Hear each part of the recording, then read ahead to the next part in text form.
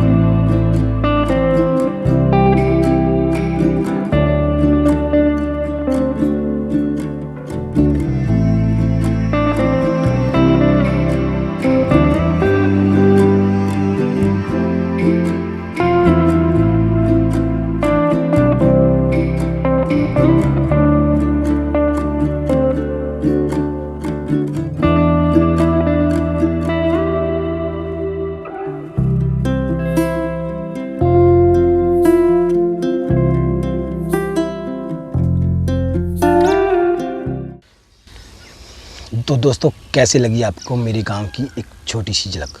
दोस्तों, इस वीडियो को शूट करने में मेरा साथ दिया है हमारे अजीज़ पवन फोटोग्राफी ने।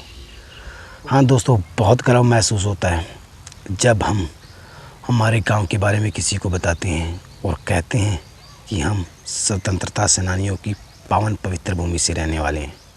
और दोस्तों, अगर गांव की बात कहूँ तो मेरा गांव राष्ट्रीय राजमार्ग 9 पर जिला मुख्यालय से 8 किलोमीटर की दूरी पर फतेहाबाद हिसार रोड के ऊपर स्थित है। 12,000 की आबादी वाले इस गांव के अंदर 36 बिरादरी के लोग आपसी भाईचारे के साथ रहते हैं और हर प्रकार की सुविधाओं से परिपूर्ण मेरा गांव अपने आप में गर्व महसूस करवाता है। और दोस्तों, अब बात करते हैं मेन टॉपिक की, जो कि मैंने आपको लास्ट वीडियो के अंदर कहा था कि हम हमारे गांव की भूमि को पावन पवित्र भूमि क्यों कहकर बुलाते हैं। बात करते हैं भारत देश की आज़ादी से। मेरे गांव की भूमि को स्वतंत्रता सेनानियों की भूमि भी कहा जाता है।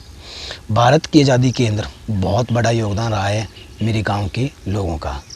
लगभग 17 के करीब स्वतंत्रता सेनानी हुए हैं, जिन्होंने समय समय पर अलग अलग आंदोलनों के अंदर हिस्सा लेकर जेल यात्राएँ की और भारत देश की आज़ादी के अंदर अपना अहम योगदान दिया। कौन थे वो लोग, कौन कौन से आंदोलनों के अंदर उन्होंने हिस्सा लिया और कितनी जेल यात्राएं की, इन सब के ऊपर बहुत जल्द आपके लिए मैं एक वीडियो लेकर आने वाला हूं।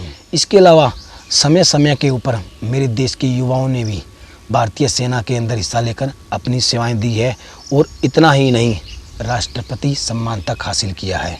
कौन है वो गाँव का युवा जिसने इतना बड़ा सम्मान हासिल किया, उसके ऊपर भी हम बहुत जल्द आपके लिए एक वीडियो लेकर आएंगे। दोस्तों, अगर आगे बढ़ें तो मेरे गांव की भूमि के ऊपर समय समय पर संतों का आगमन होता रहा है, और ऐसे ऐसे संतों का आगमन हुआ है जिन्होंने मेरे गांव को प्राकृतिक आपदाओं से बचाया है।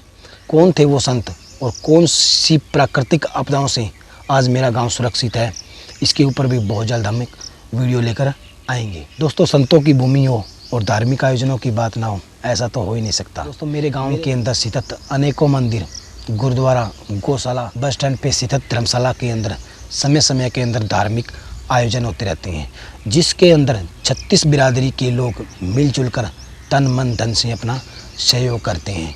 दोस्तों, किसी गांव की तरक्की के अंदर, किसी गांव के विकास के अंदर उस गांव के लोगों की एकता महत्वपूर्ण रोल अदा करती है, और ऐसा ही कुछ मेरे गांव में देखने को मिलता है। अगर आप मेरे गांव के किसी भी प्रकार के किसी भी आयोजन को देखेंगे, चाहे वो धार्मिक आयोजन है, चाहे वो गांव में होने वाली खेल प्रतियोगिताएं हैं, ब्लड डोनेशन कैंप है, या फिर चुनावी माहौल है, हमारे गांव की एकता बनी रहती है। हर प्रकार के धार्मिक आयोजन के अंदर 36 बिरादरी के लोग रल मिलकर उस आयोजन को सफल बनाने में अपना अहम योगदान देते हैं। अगर राजनीति की बात करें तो चाहे किसी भी प्रकार का कोई भी चुनाव हो, एक ही टेंट के नीचे बैठकर गांव के लोग उस राजनीतिक चुनाव को एक मेले की तरह एंजॉय करते हैं। कभी भी किसी भी प्रकार का कोई भी भेदभाव आपको देखने को नहीं मिलेगा। दोस्तों, इसके अलावा जब भी गांव के अंदर कोई ब्लड डोनेशन कैंप लगता है, पौधारोपण अभियान चलता है, खेल प्रतियोगिताएं होती है, तो भी हमारे गांव के लोग एकजुट होकर उस आयोजन को सफल बनाने के अंदर अहम योगदान देते हैं। दोस्तों, आपने मेरे पीछे अभी अभी राष्ट्रीय पक्षी मोर की आवाज़ भी सुनी होगी। हाँ दोस्तों, मेरा गांव एक बहुत बड़ा पर्यावरण प्रेमी गांव है। अगर बात करूं पर्यावरण के बारे में, तो मेरे गांव के अंदर एक यूथ क्लब बना हुआ है, जो समय समय पर गांव के अंदर पौधारोपण करता रहता है, और पिछले 1.5-2 साल के अंदर हज़ारों की तादाद के अंदर उन्होंने पौधारोपण करके गांव को हरा भरा बनाने का प्रयास किया है।